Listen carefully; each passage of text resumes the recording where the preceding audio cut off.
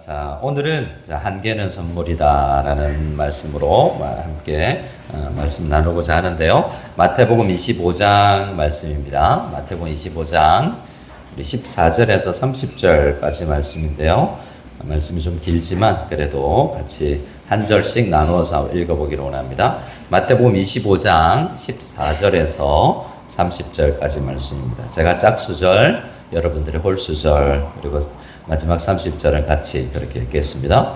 또 어떤 사람이 타국에 갈 때 그 종들을 불러 자기 소유를 맡김과 같으니 각각 그 재는 대로 한 사람에게는 금 5달란트를, 한 사람에게는 2달란트를, 한 사람에게는 1달란트를 주고 떠났다.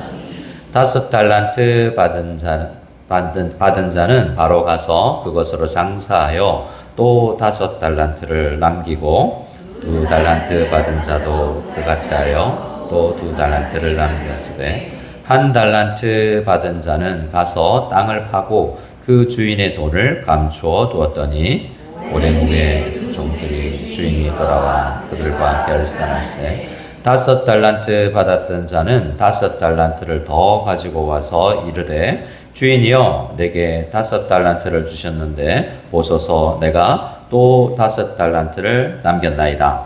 그 주인이 이르되 착하였다. 착하고 충성된 종아 내가 작은 일에 충성하였음에 내가 많은 것을 내게 맡기리니 내 주인의 즐거움에 참여할지어다 하고 2달란트 받았던 자도 와서 이르되 주인이여 내게 2달란트를 주셨는데 보소서 내가 또 2달란트를 남겼나이다. 그 주인이 이르되 잘하였도다 착하고 충성된 종아 내가 적은 일에 충성하였음에 내가 많은 것을 내게 맡기리니 내 주인의 즐거움에 참여할지어다 하고 1달란트 받았던 자는 와서 이르되 주인이여 당신은 굳은 사람이라 심지 않은 데서 거두고 해치지 않은 데서 모으는 줄을 내가 알았으므로 두려워하여 나가서 당신의 달란트를 땅에 감추어 두었었나이다.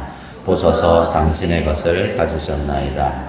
그 주인이 대답하여 이르되 악하고 게으른 종아 나는 심지 않은 데서 거두고 해치지 않은 데서 모으는 줄로 내가 알았느냐?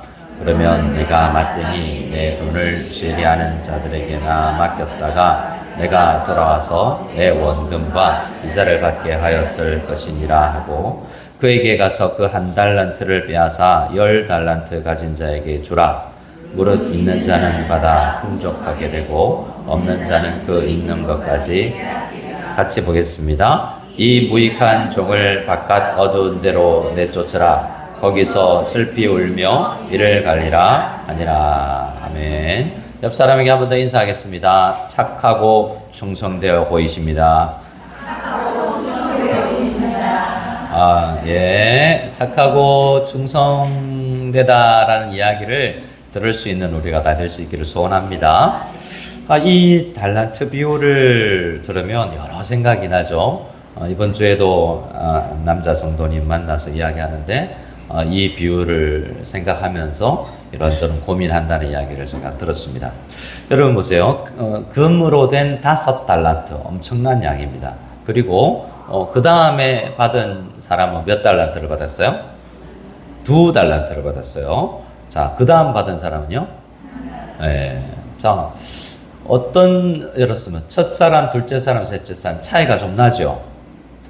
두 번째, 세 번째는 1달란트밖에 차이 나지 않습니다. 근데 첫 번째와 두 번째 사람은 몇 달란트가 차이가 나죠? 3달란트. 첫 번째와 세 번째 사람은요? 4달란트 차이가 나죠. 비유를 하려면 다 마치 3달란트, 2달란트, 1달란트 이랬으면 좋겠는데 처음 5달란트 받은 사람 많이 받았어요.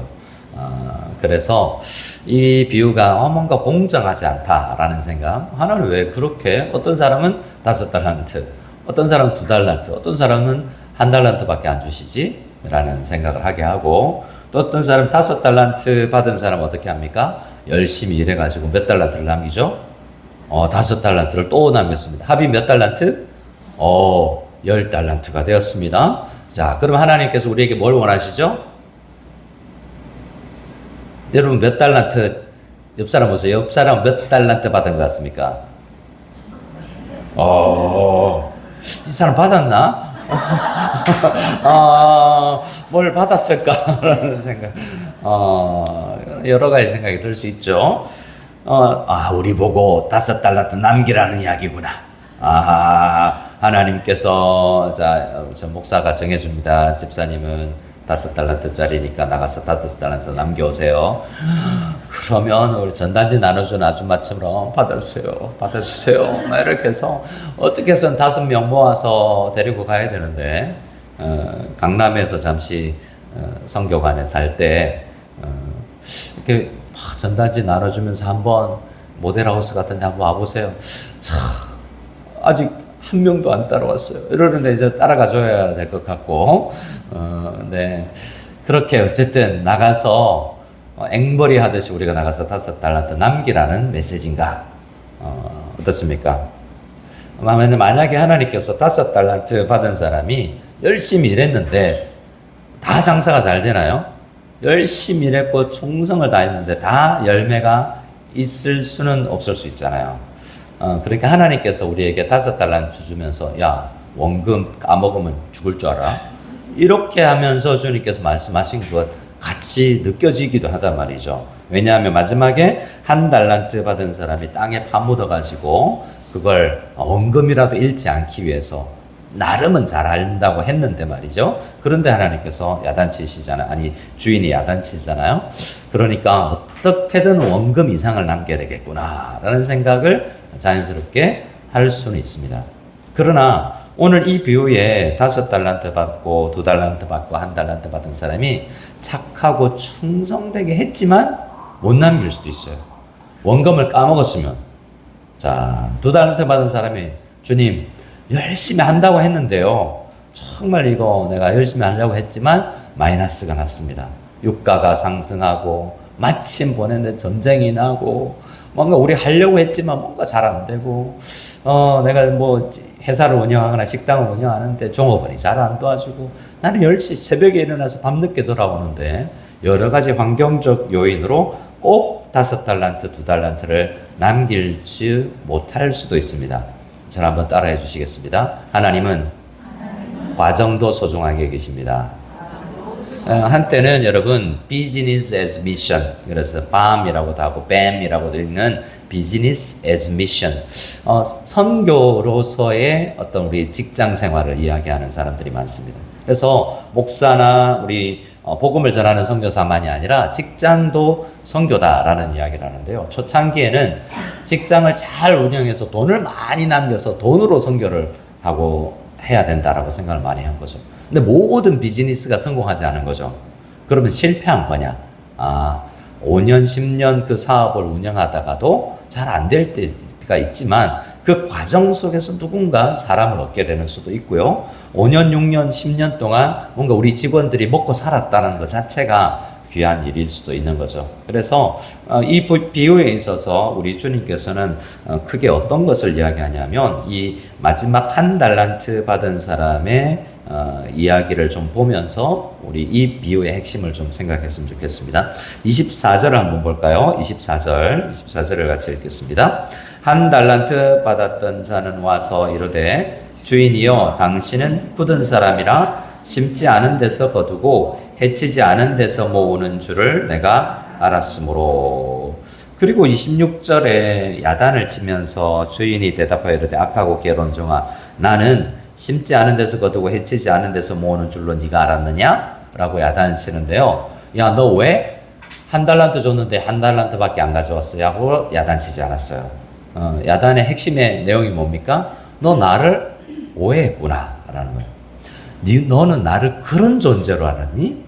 너는 주인을 나와 같이 우리 집에서 이렇게 직원으로 일하면서 내가 그런 사람인 줄 알았어? 라고 하나님의 뭔가 악한 사람으로, 혹은 뭐 10개, 5개를 줘서 5개를 남겨야만 되는 그런 악덕 고용주처럼 생각했던 것이 1달란트 받은 사람의 잘못입니다.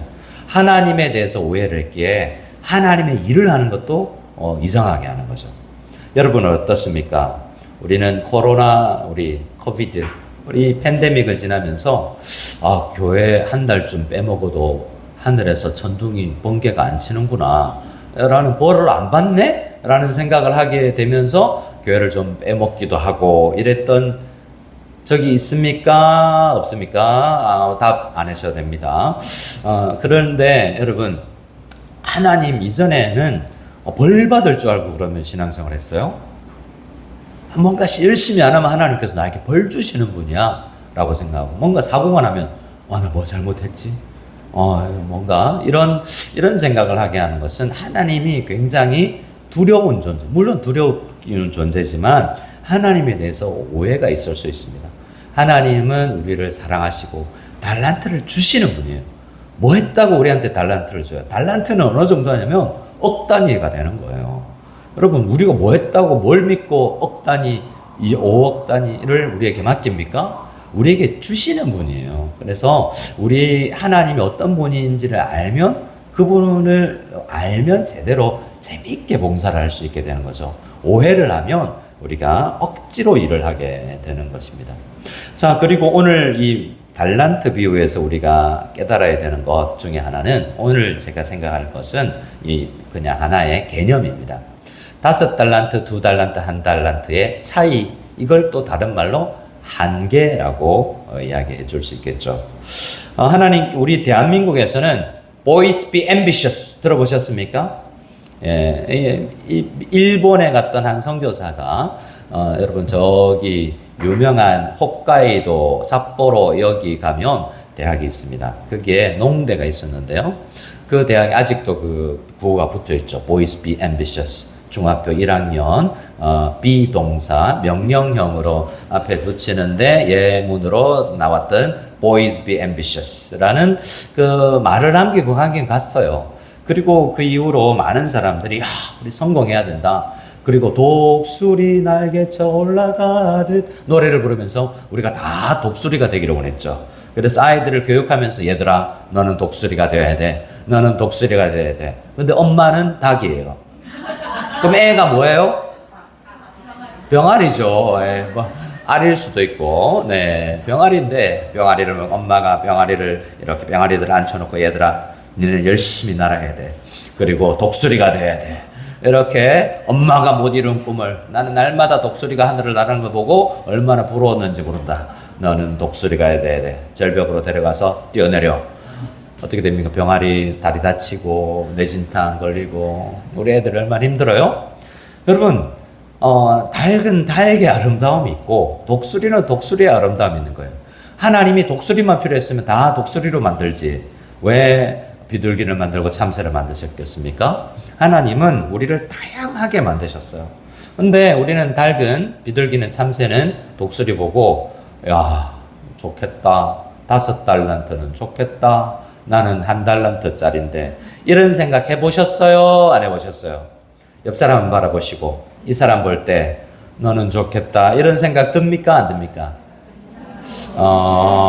안 든다고요? 야, 다행이다. 네가 내 밑에 있어서 이렇게 네가 밑을 깔아주니까 내가 얼마나 행복한지 몰라. 이렇게 생각, 이것도 안 되는 거죠. 그런 건 나는 그래도 나는 3달란트짜리야 라고 생각하면서 다른 사람을 깔아뭉개 보이고 아래로 보는 것도 좋은 일이 아닙니다.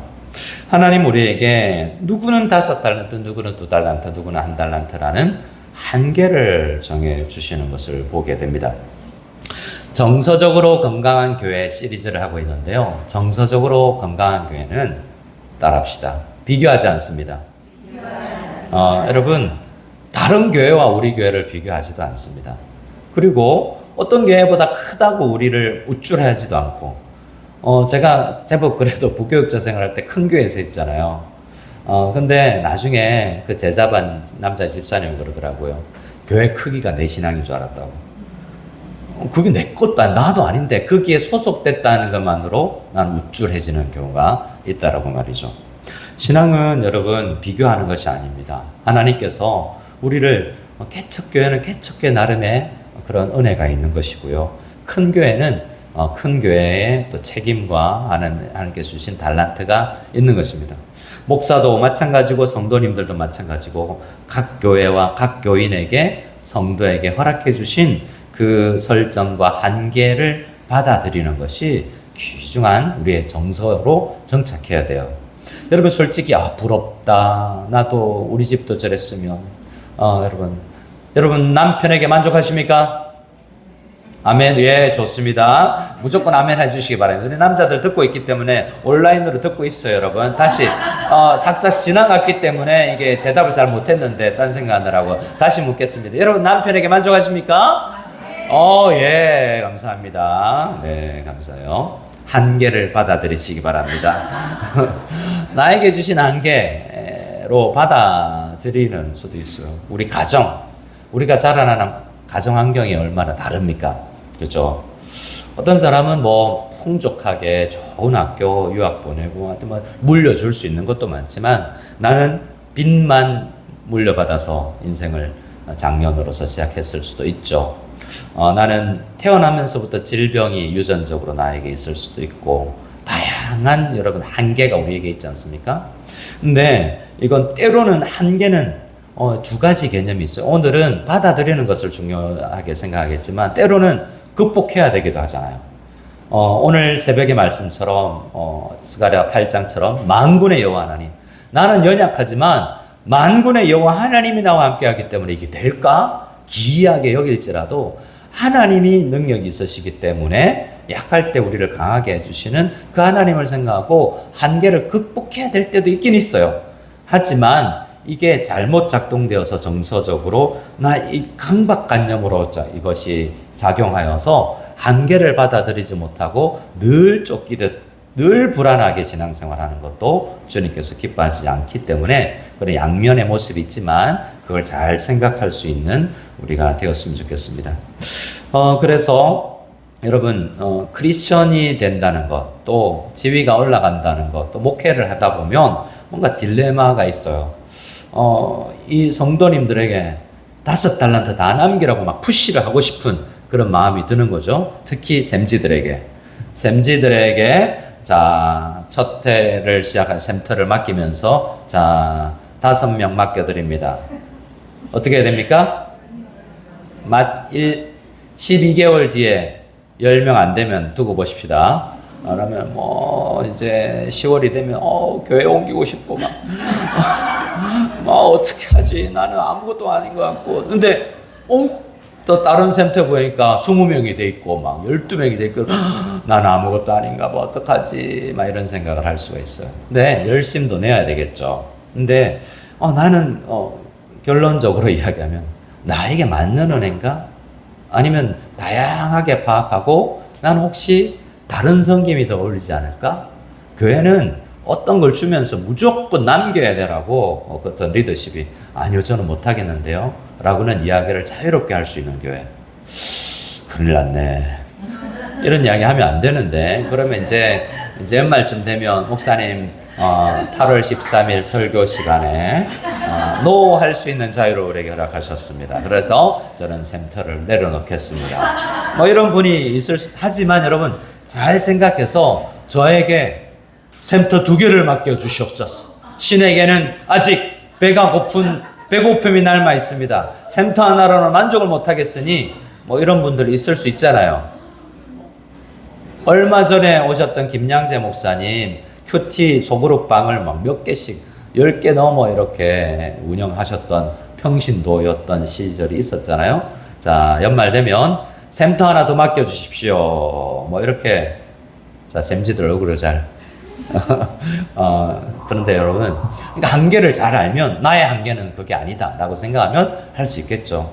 나의 한계를 적절하게 잘 혼자 묵상도 하면서 우울해지지 말고 함께 의논하고 저와도 상담도 하면서 다른 샘지와 의논도 하면서 샘터도 그렇다는 거죠. 나의 지금의 한계가 분명히 있어요. 근데 나의 지금 이 능력과 캐파로는 뭘 해야 하나님께 영광을 돌릴 수 있지? 이런 걸 해야 되고 지칠 수 있지 않습니까? 얼마나 여러분 이걸 맡겨뒀기 때문에 이런 훌륭한 스토리가 있어요. 지어낸 이야기지만 어디 악어가 득실거리는 이렇게 강이 있는데 뭐 이렇게 수영장에 악어를 좀 넣었나 봐요. 부자 재벌이. 뭐 악어가 뭐 수십 마리가 수영장 안에 놀고 있어요. 근데 그 갑부가 이야기해 딸이 있었는데 아리따운 딸이 있습니다. 이 수영장 끝에서 여기까지 수영해 오면 내 딸을 주겠다. 여러분 어떻게 하겠습니까? 여러분들 딸이니까 그런 거 안 하겠지만 저기 남자라고 생각해 봅시다. 여러분 좋아하는 누굴 좋아하죠?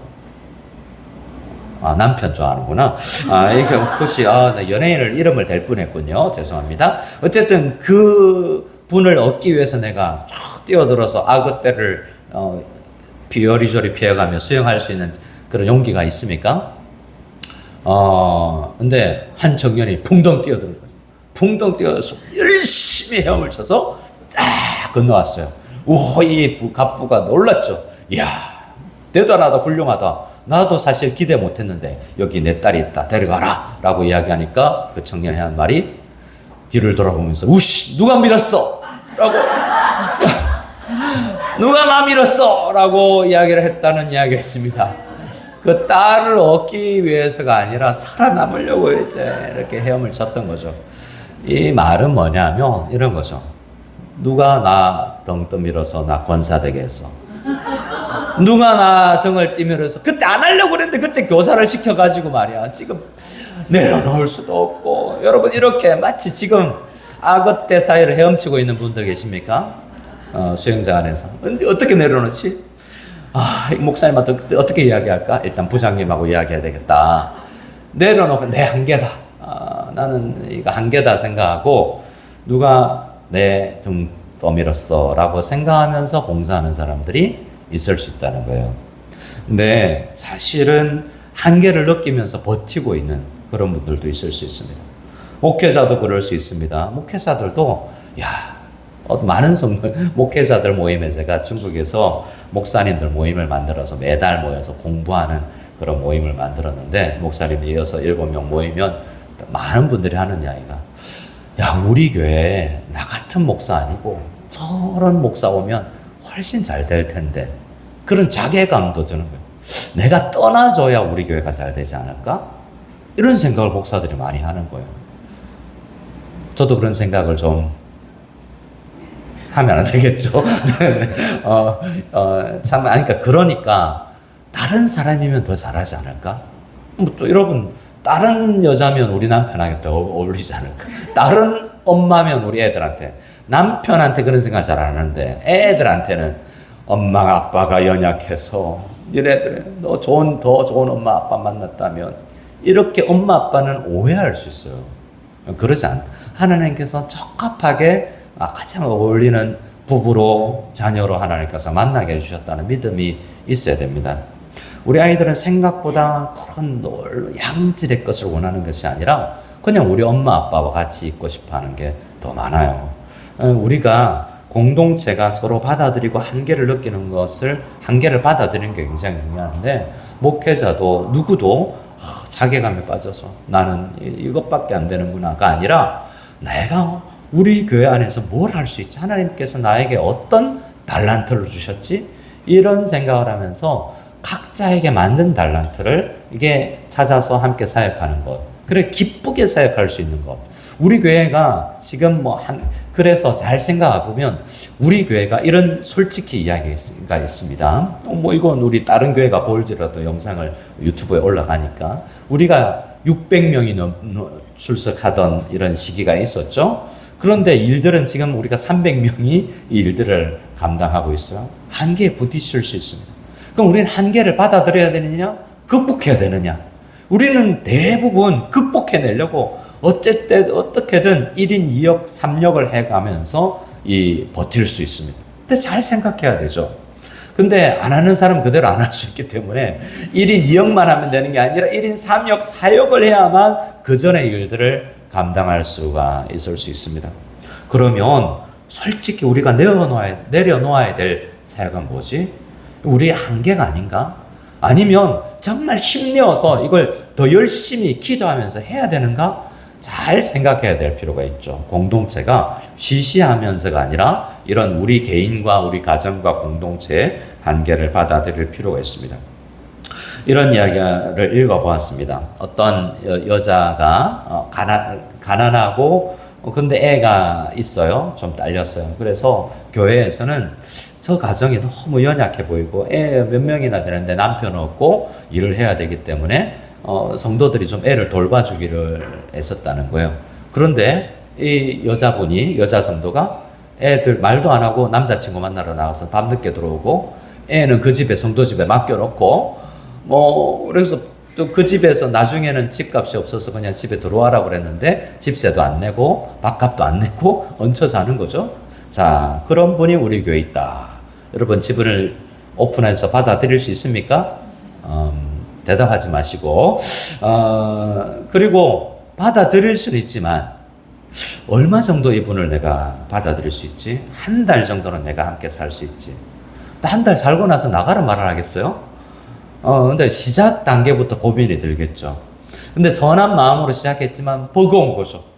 정말 하나님께서 저 가정을 돌보라는 메시지를 주는 것 같아서 시작은 했지만 진행되면서 너무 버거운 거예요. 그런 일들이 있을 수 있습니다. 버거울 때 여러분 버겁다고 이야기를 하시고 그리고 우리가 함께 기도해 보면 또 다른 사람이 함께 짐을 나누어지면서 함께 나갈 수 있어요. 우리에게 정말 감당해야 될 사역을 우리에게 주셨다면 하나님 그런 능력까지 주실 수 있는 분이심을 믿으시기 바랍니다. 내가 탈진했으면 뭔가 쉬었던 다른 사람이 일을 해야죠. 연말에 분명히 이야기할 겁니다. 저는 쉬어야 되겠어요. 그러면 저는 이야기할 거예요. 어떤 쉼의 계획이 있으십니까? 아무것도 안 할 건데요. 안 됩니다. 쉼의 계획서를 얼마 동안 쉬실 거예요? 어떻게 쉬실 거예요? 쉬고 나서 뭘 할 거예요? 뭘 하기 위해서 쉬실 겁니까? 쉼의 계획서를 내야죠. 아니 계획서는 안 내더라도 여러분 각오를 하세요. 내가 1년 정도는 쉬어야 되겠다. 내가 많은 일들을 해서 이러다가는 탈진되겠다.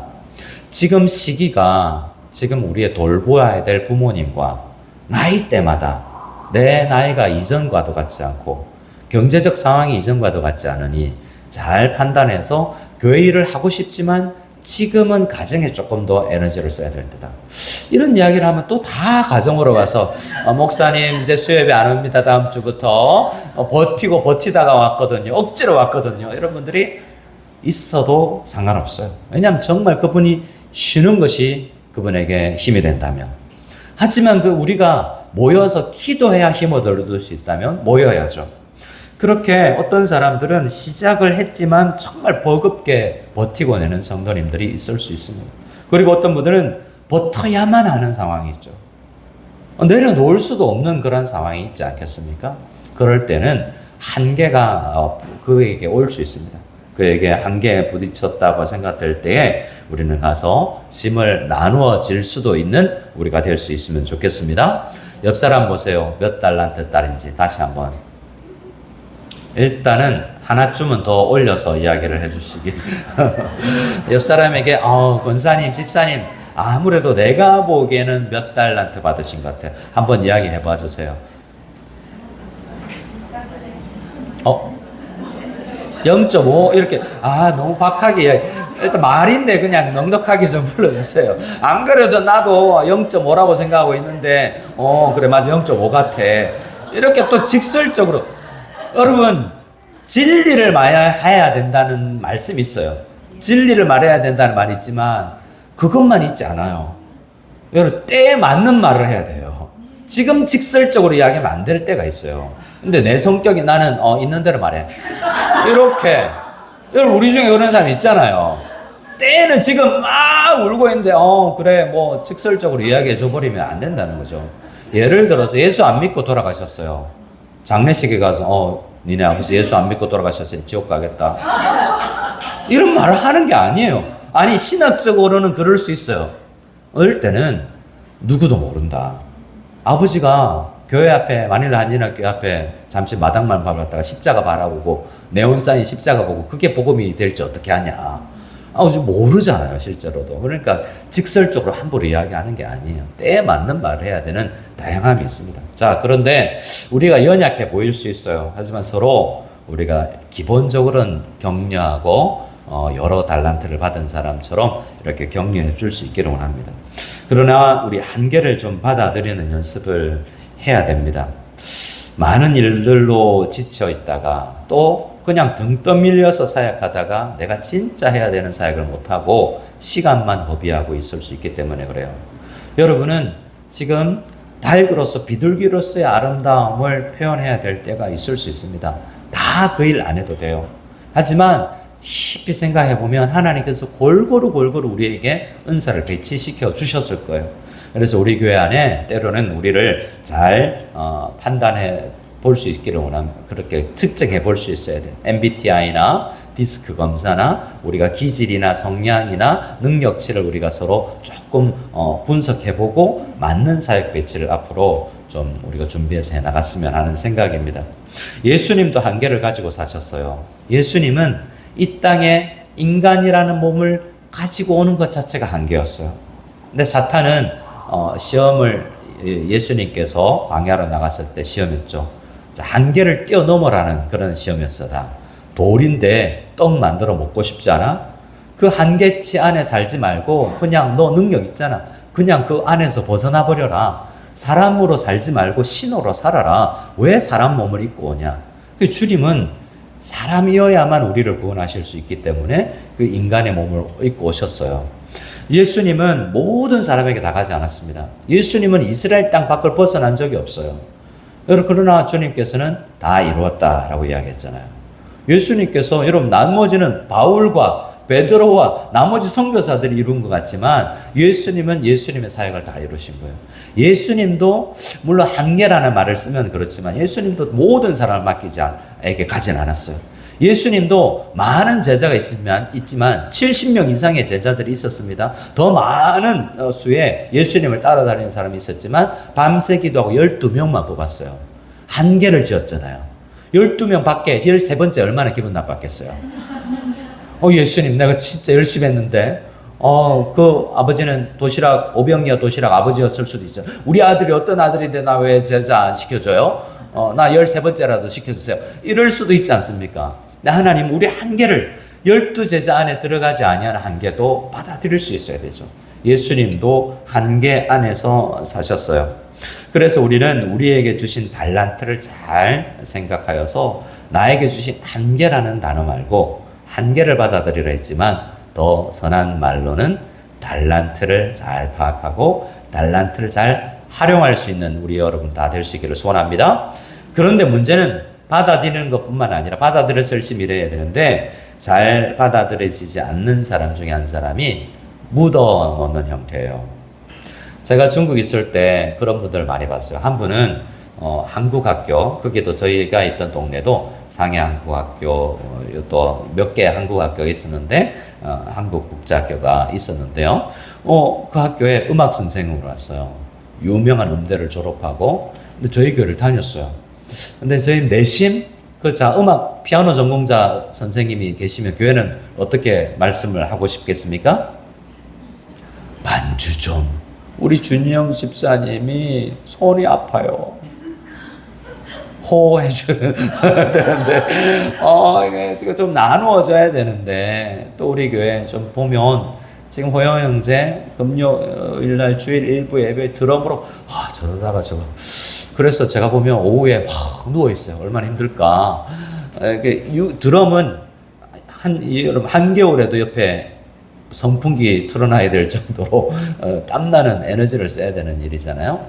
대신할 사람들이 좀 있어야 될 텐데 달란트가 좀 여러분들 여자들은 뭐 멋있잖아요. 여러분들 중에 나의 리듬감이 좀 있다 싶은 분들은 지금부터 해서 1년 뒤에 할 수 있지 않겠습니까? 아멘 하신 분 계세요. 다른 유의를 위한 아멘인지 모르겠지만 여러분 그러니까 우리 교회 안에 제가 볼 때 저 한계치에 다다르지 않을까 이런 성도님들이 보인단 말이에요. 그런데 그 음악을 전공한 선생님 반주 좀 해주시면 좋겠어요 라는 말도 못 꺼낸 거죠. 찬바람이 좀 부는 것 같고 막 이래서 함부로 말도 못 붙인 거죠.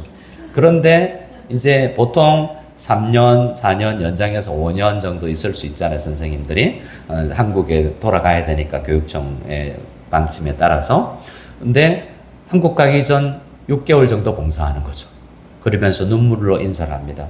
진작 봉사할 걸 죄송합니다 이러면서 진작 자 천국 가면 천국 가는 게 아니라 지옥 가면 이렇게 이런 소리가 많다고 옛날 부흥사들이 그랬어요. 껄껄껄껄 껄껄껄껄 무슨 말입니까? 진작 봉사할 걸 교회 오라고 할 때 갈 걸 껄껄껄껄 그린대요. 여러분 그렇다고 지옥 봉사하지 않는다고 지옥 가는 거 아니지만 여러분 우리에게 달란트를 묻어두진 않아야 됩니다. 여러분 저는 유산소 기도법이라는 책을 언젠가는 쓰고 싶어요. 누가 또 이것도 듣고 또 먼저 써버리면 저작권 등록해놔야 되는데 왜냐하면 한때 열심히 기도하는데 배가 땡기는 거예요. 기도도 운동이 될 수 있겠구나 라는 생각이 들어서 책 이름을 그때 정했어요. 유산소 기도법. 그래서 우리는 헬스클럽 가서만 이제 몸 빼는 게 아니고 이번에 또 누가 그러더라고 배에 힘 꽉 주고 있으면 살 빠진다고 그런 실제로 다이어트법도 있나 봐요. 근데 여러분 그냥 이항 헬스클럽에서 할 게 아니라 유산소로다가 교회에 나와서 열심히 우리 금요 성령 기도에 나와서 기도도 하시고 부족한 건 채우시고 달란트를 주셨는데 그걸 묻어 놓지는 마시고 나의 한계를 받아들이되 한계를 뛰어넘어 일하게 하시는 하나님도 경험하는 이 양면의 것이 정말 지혜로운데 우리가 서로가 서로를 혼자 이걸 판단하지 않고 서로의 달란트를 개발하시면 됩니다 라고 이야기를 하고 또 개발하려고도 하고 또 묻어주진 않겠다는 생각을 가지면서 지쳤으면 또 지쳤다고 이야기를 해줄 수도 있고 잠시 쉴 수도 있는 그러한 여유롭고 정서적으로 건강해서 다 받아들일 수 있는 우리가 다 될 수 있기를 소원합니다. 옆 사람에게 이렇게 이야기합시다. 넌 쉴 때가 안 됐어. 자, 미리 제가 미리 방어를 해놓고 당신은 5년 정도 더 해야 쉴 수 있습니다. 자, 이렇게 우리 찬양할까요?